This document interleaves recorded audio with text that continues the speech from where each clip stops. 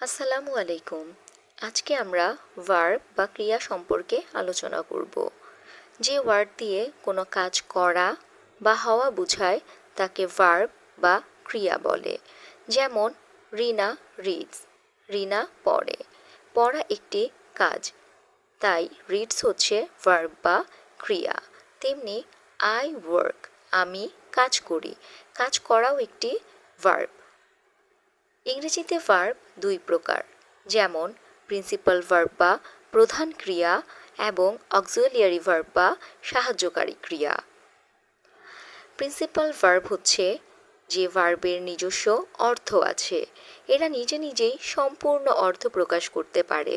যেমন ইট খাওয়া, ক্যাচ ধরা, গো যাওয়া, রাইট লেখা, প্লে খেলা করা, সি দেখা, কাম আসা, ড্রিঙ্ক পান করা।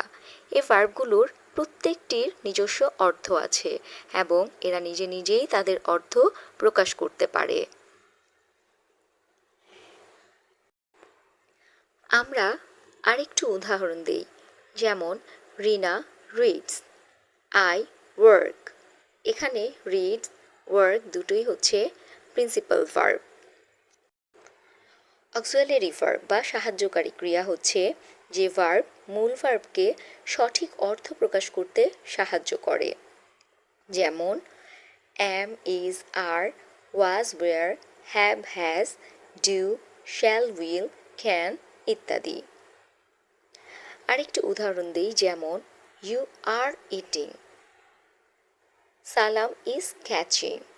এখানে আর ইজ হচ্ছে অক্সিলিয়ারি ভার্ব, যা কিনা ইটিং এবং ক্যাচিংকে তার সঠিক অর্থ প্রকাশ করতে সাহায্য করছে।